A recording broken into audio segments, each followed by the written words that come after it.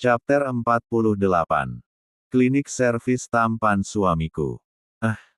Zola melenguh seraya merentangkan kedua tangannya, untuk melakukan peregangan otot tubuhnya, yang kaku karena terlalu lama berkutat di layar komputernya. Zola melirik cangkir kopinya, ternyata isinya telah tandas, padahal tadi masih berisi separuh. Ish, ini pasti kerjaan Tuan Super menyebalkan itu. Desis Zola saat ingat tadi Ellertlah yang tiba-tiba menghampirinya lalu meminum kopi miliknya hingga tandas tak bersisa. Lalu ia membuka sedikit pintu ruang kerja Ellert, kemudian menyembulkan kepalanya. "Hubi, mau kopi?" tawar Zola. Ellert yang tengah sibuk memeriksa berkas, lantas berhenti saat mendengar suara seseorang yang sangat dicintainya.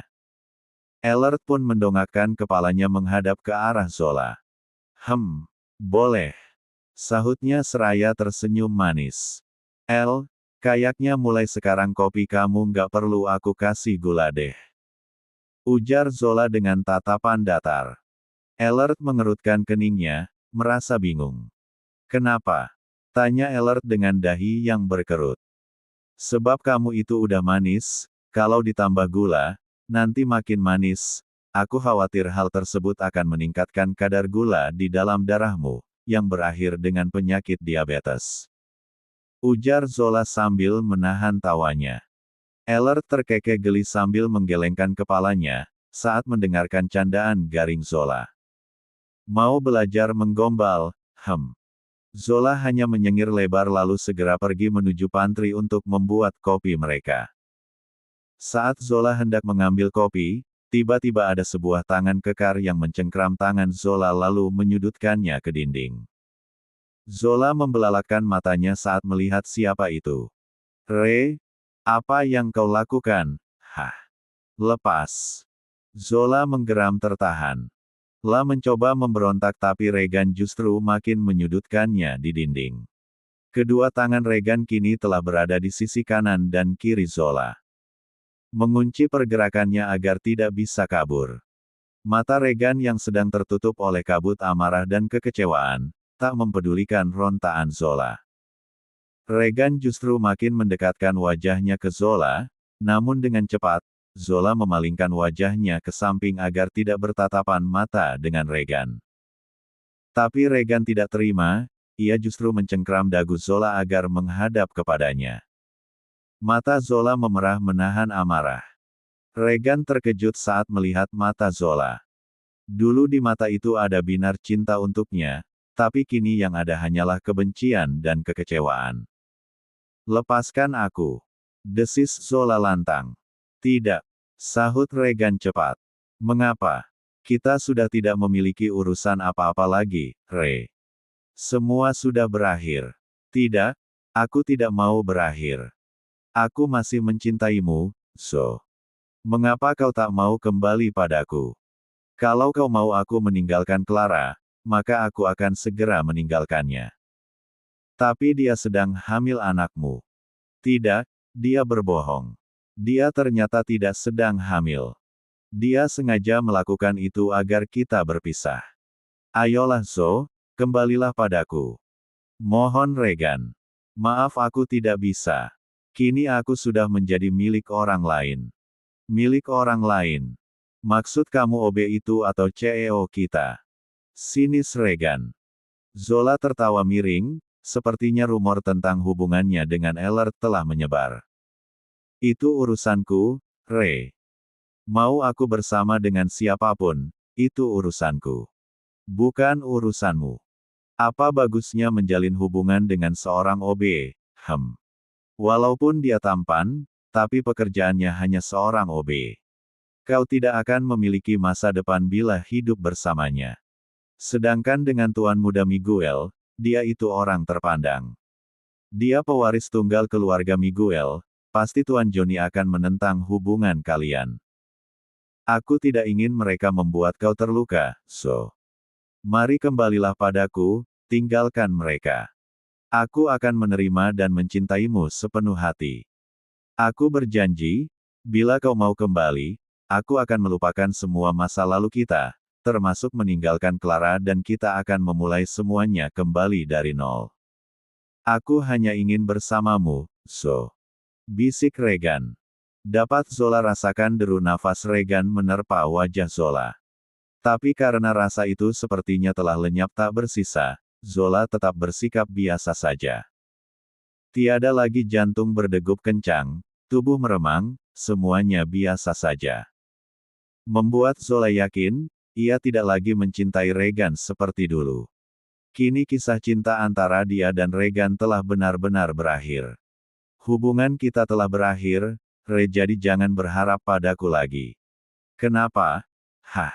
Kenapa kau berubah secepat itu? Apa karena mereka bisa memuaskanmu? Regan murka. Sisi egoisnya seakan tersentil akibat penolakan Zola. La tidak terima.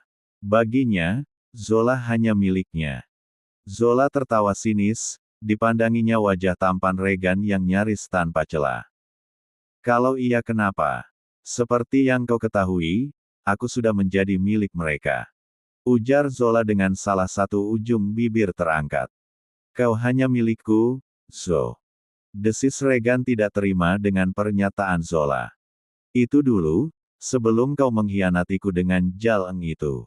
Sahut Zola lantang. Regan tergelak mendengar jawaban Zola. Bukankah kau tidak ada bedanya dengan Clara, Zo? Desis Regan. Kau pun sedang bermain dengan dua pria, apa salahnya ditambah aku? Pasti akan lebih menyenangkan mendapatkan 3 orang pria tampan. Aku akan memuaskanmu. Membuatmu melayang. Jadi kau bisa membandingkan, mana yang lebih bisa memuaskanmu. Aku yakin, aku akan jadi pemenangnya. Bagaimana, kau mau sayang? Bisik Regan dengan ujung jemari ia bermain di leher Zola. Zola menepis tangan Regan dan meludah ke samping. Cih, sampai mati aku takkan pernah melakukan itu. Aku tidak suka berbagi sesuatu dengan orang lain. Aku tidak suka barang bekas, Re. Ujar Zola dengan tersenyum mencemooh. Brongsek. Kau akan menyesali kata-katamu, Zo. Kau hanya akan menjadi milikku. Tunggu saja. Desis Regan. Lalu Regan melepaskan cengkeramannya dan berlalu begitu saja dari pantry membuat Zola meluruh ke lantai. Dipukulnya dadanya yang terasa sesak akibat perbuatan Regan. Zola menarik nafas panjang dan menghembuskannya perlahan. La mencoba menenangkan dirinya agar tidak membuat Elert khawatir. Setelah ia mulai merasa tenang, ia kembali membuat kopi sesuai tujuannya tadi. Chapter 49. Selesai membuat kopi, Zola pun segera menuju ruang kerja Elert dan meletakkan cangkir berisi kopi itu ke atas meja Elert. Tidak seperti biasanya, Elert hanya terdiam dengan mata fokus ke layar komputer. Zola menyandarkan bokongnya di meja kerja Elert sambil menatap wajah tampan yang tampak sedang begitu serius itu. La mengerutkan keningnya, tidak biasanya Elert hanya diam saat dirinya berada di sekitarnya. Biarpun sibuk, biasanya Elert akan menghentikan kegiatannya sejenak, atau sekedar menyapanya sembari tersenyum. Zola mencebikkan bibirnya, sudah hampir 10 menit Elert tak kunjung bersuara membuatnya kesal. Merasa diacuhkan, Zola pun keluar dari ruangan Elert sambil menghentakkan kakinya. Saat Zola telah keluar, Elert menghentikan kegiatannya. La menghela nafas kasar lalu menyandarkan punggungnya di kursi kebesarannya. Elert menggulir layar komputernya ke layar sebelumnya yang ia lihat. Elert mengepalkan tangannya, matanya berkilat marah, nafasnya memburu dengan gigi bergemeletuk. La kesal, ia marah, ia tidak terima wanitanya diperlakukan seperti itu oleh Regan. Elert sedang berusaha menahan dirinya agar tidak segera memberikan pelajaran pada Regan. Tadi ia diam sebab ia sedang berusaha mengontrol amarahnya yang sedang membuncah. La juga menunggu penjelasan Zola, tapi sepertinya Zola tidak mau membuka suara. La tidak marah dengan Zola. La yakin, Zola hanya enggan membuatnya marah atau membesarkan masalah. Tapi apa yang dilakukan Regan itu sudah sangat keterlaluan. La diam bukan berarti ia akan terus diam, tanpa bertindak. Akan ada masanya semua akan mendapatkan hukumannya. La akan mengumpulkan semua bukti kejahatan Regan, bukan hanya kejahatannya pada Zola, tapi juga yang lainnya. Jarum jam sudah menunjukkan pukul 4 sore. Sudah waktunya karyawan Sopalov untuk bersiap pulang ke rumah. Begitu juga dengan Zola, ia telah membereskan barang-barangnya dan bergegas turun ke basemen kantor. Seperti biasa, ia akan menunggu Ellert di bawah.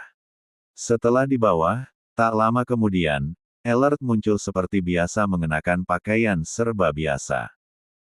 Tidak seperti saat ia menjadi Ellert Miguel sebenarnya. Zola mencebikkan bibirnya. La acuh tak acuh dengan Ellert. La masih merasa kesal karena Ellert mendiamkannya tadi. Ellert yang sudah bisa mengontrol amarahnya, hanya tersenyum simpul melihat wanita pujaannya itu mencebikkan bibirnya. Ellert merasa gemas lalu ia mengecup bisbir penuh itu dengan cepat membuat Zola tertegun.